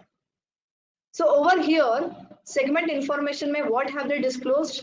These are the reportable segments of the entity. Infrastructure, power, heavy engineering, electrical and automation, others are the these four are the reportable segments. जो भी बचा वो सब कुछ उन्होंने others में डाल दिया. So whatever is remaining is into the others category. This is the revenue that is disclosed by L&T into the segment information. External revenue is disclosed and inter-segment revenue is also disclosed. After that, segment-wise profit and loss before interest and taxes is disclosed. So this is the profit and loss segment-wise that we'll have to disclose. So कभी भी disclosures देखने रहे ना, always refer an annual report of a listed company. It is more easier to understand what disclosures are required. ऐसे अगर आप standard से देखने जाओगे ना, it is very difficult to understand and remember what are the disclosures required. Then you also disclosed the operating profit. Interest expense or interest income segment wise allocable नहीं था, इसलिए they disclosed it as a one thing. Profit and taxes are also not required to be disclosed segment wise because it is very difficult to bifurcate the taxes between the segments. तो ये single amount करके दिया गया है. Profit before exceptional item and profit after the exceptional items. This profit should match with what you are disclosing as profit in your P&L account. Okay, after that, you will also have to disclose segment-wise assets and segment-wise liabilities. आपका current date, comparative year and the date of transition, ये तीनों date के लिए आपको ये bifurcation देना है, segment-wise assets and liabilities. कुछ अगर unallocable रहेंगे, unallocable assets and liabilities वो बाद में as a single line item करके आ जाता है, and your total assets should match with what is appearing in your balance sheet. तो कुछ अगर अनएलोकेबल रहेगा वो आप सिंगल आइटम करके डाल दोगे. Inter segment assets and liabilities रहेगा, that also you will show it as a single line item. Alright, After that, you will also have to disclose what is segment-wise depreciation, amortization, and impairment, segment-wise non-cash expenditures, and segment-wise additions to the non-current assets. All right, so this has to be disclosed segment-wise. After that, this information is new under the Ind AS 108. Even if you, in whatever forms you disclose your segment, you will have to give the geographical information. How much is the revenue within India and how much is the revenue out of India? This bifurcation has to be given irrespective of in whichever form you identify the segments. The revenue between India, within India, and out of India has to be given in your segment information. So this is new under the Ind AS. After that, same is continued. Non-current assets within India. India में आपके कितने non-current assets है, and non-current assets in the foreign countries has to be mandatorily disclosed. Okay. After that, what you have to disclose is what was the basis of identification of segments. ये तो general, this is the theory part. How did you identify the segments? How did you identify the reportable segments? How did you identify the segment profit? This is a theory part. What is another part is if a particular single customer is contributing more than 10% of the total revenue, you will have to disclose that thing. Disclose the fact. Customer का नाम नहीं देना है. Just disclose if there is a customer who is contributing more than 10% of the segment revenue. If it is yes, mention yes, the company is having such customers which are giving more than 10% of the revenue. If no, then give it as a does not exceed. Okay, then you will give the basis of identifying. This is just like the accounting policy कि segment कैसे identify किया, reportable segment क्या था, segment का profit कैसे निकाला. These all is the theory part or the explanatory part that you give in your annual report. So this is the exact extract how it was appearing in the L&T's financial statements. Okay. So this was all about all the three standards, Ind AS 108, Ind AS 24, and Ind AS 20. If you have any questions, you can please raise your questions. We will discuss it one by one. I also have the questions tab over here. So Virag, if we can open the questions tab and it will be available for us.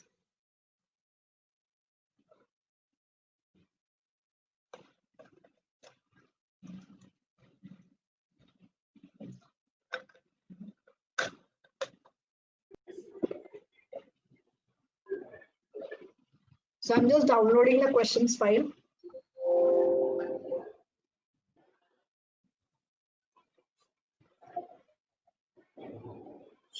Shweta, all question done? No, just a moment. It will require.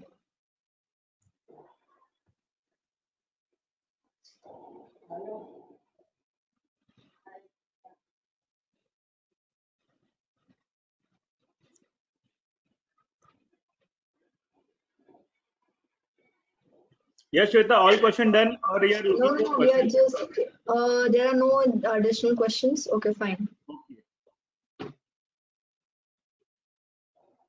Fair enough. So it was great interacting with all of you. And if you have any further questions, you can always contact me on my email ID or on my mobile number and we can discuss it thereafter. So thank you so much and thank you for being a great audience. Thank you. Over to you, Virag. Yeah. So we received excellent and very good rating of for around 90% audience. Wonderful marathon session. I am watching all around. You are speaking continuously without having a wait or having. I mean, one or twice only you have waited for the water. So wonderful session. Thank you so much, guys. We will meet tomorrow again for third day of this series continuously. And for the link we will mail you within some time before 15 within next 20-30 minutes you will receive the link for the next session as well. Obviously, I mean, few people are telling that why to do one day registration for all the three registrations. So we are trying for the same, and if possible we'll do that also. Thank you so much. We are ending session here. Thank you. Okay. Thank you so much.